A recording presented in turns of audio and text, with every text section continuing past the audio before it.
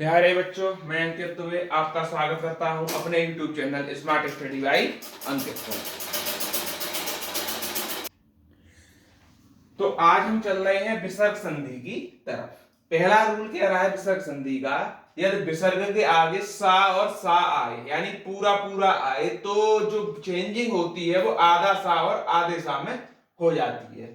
कौन बदलेगा आधे सा में? तो विसर्ग की जगह आएगा। जो भी चीज है विसर्ग की जगह आएगी। जैसे नेह प्लस संक है तो ये वाला सा है, इसका ही आधा सा विसर्ग लेगा तो आप बोलेंगे इसका बन जाएगा, क्या बनेगा?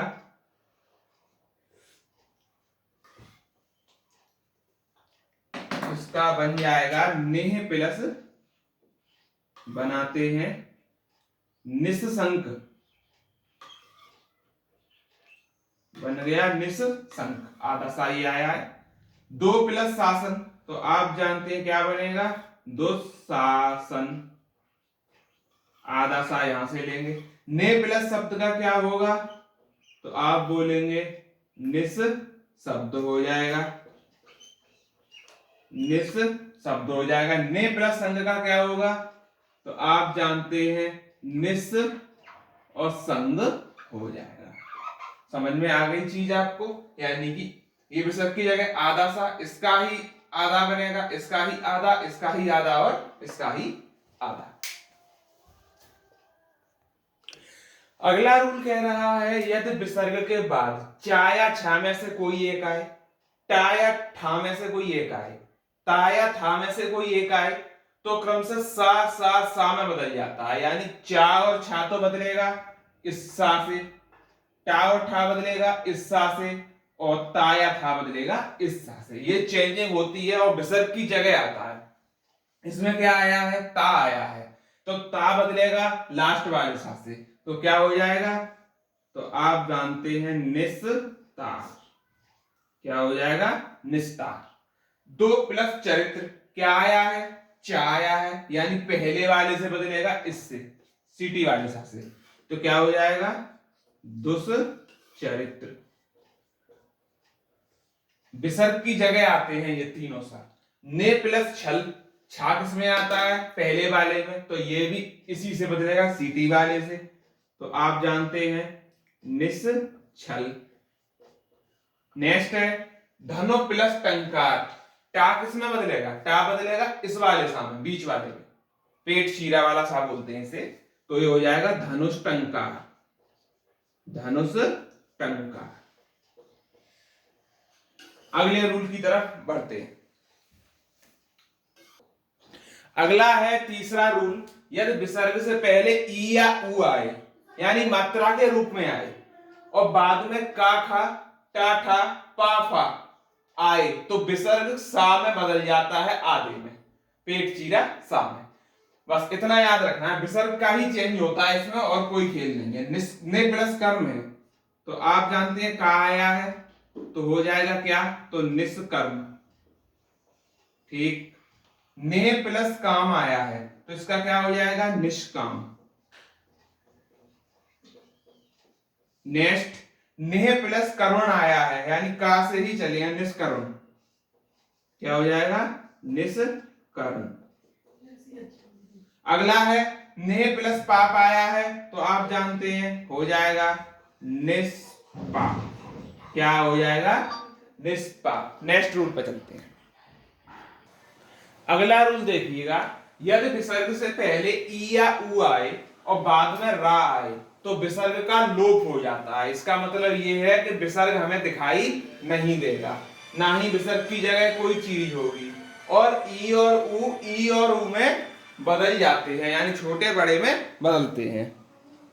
अच्छा, नेह प्लस रव है तो हमने बताया ई छोटी बड़ी में बदलेगी तो ने का बोल देंगे नी, क्या बदल जाएगा? नीरव, क्या हो जाएगा? नीरव। ने प्लस रूप का क्या हो जाएगा? नीरोग, क्या होगा? नीरोग। और ने प्लस रस का क्या होगा? नी रस। ये है छोटा बड़ा में बदल जाएगा। नेक्स्ट रूल कह रहा है यदि विसर्ग के बाद छा आए और विसर्ग का लोप हो जाता है, छा आए तो लोप हो जाता है, आधा चा जुड़ जाता है। छत्र प्लस छाया, विसर्ग का लोप करेंगे क्या बनेगा, छत्र छाया, क्योंकि विसर्ग का लोप हुआ और आधा चा जुड़ गया।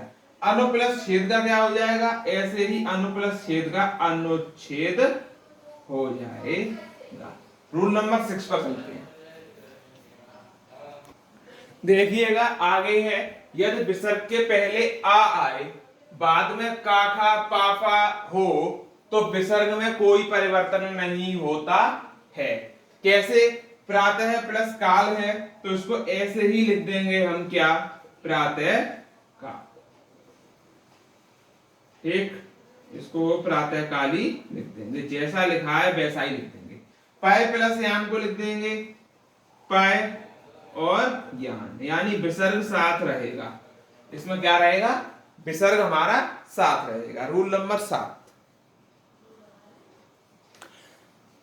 एक और रूल है, विसर्ग से पहले आ या आ को छोड़कर कोई भी स्वर आ जाए, यानी आ और आ नहीं आने चाहिए, और बाद में वर्ग का तीसरा चौथा पंचम वर्ण हो या फिर या रा ला वा अंतस्थ व्यंजन आए तो विसर्ग की जगह आधा रा आ जाता है। तो देखिए यहाँ पर छोटा ऊ आया है, ठीक, आ और आ से हटकर आया है, आपने कहा ठीक। पंचम अक्षर ना आया है, किस वर्ग का आया है, तो ता वर्ग का आया है, तो समझ गए हम इसको निकालेंगे कैसे। अब इसको करना है हमें सॉल्व, तो आप कर सकते हैं, क्या हो जाएगा, दुर्ने बार, क्या हो जाएगा इसका, दुर्ने बार हो जाएगा, ठीक है। 2 प्लस बोध का क्या हो जाएगा, ऊ आया है और यहाँ बा आया है, समझ गए कौन से वर्ड का आया है, तो दुर्बोध हो जाएगा, क्या हो जाएगा, दुर्बोध।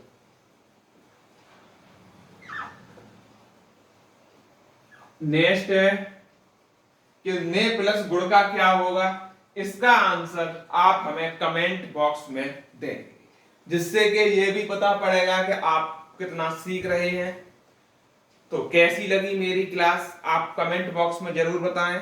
2 या 3 रूल और बचे हैं विसर्ग संधि के, वो कल की क्लास में मैं खत्म कर दूंगा और इसी के साथ संधि का टॉपिक भी समाप्त होगा, और कल ही मैं बताऊंगा कि संधि के बाद आपको कौन सा टॉपिक पढ़ना है, और उसी टॉपिक के बारे में कल जानकारी दूंगा, जिसे आप बुक से पढ़कर पहले आए फिर यहाँ पर सीखें तो आपकी पढ़ाई और अच्छी हो जाएगी। धन्यवाद।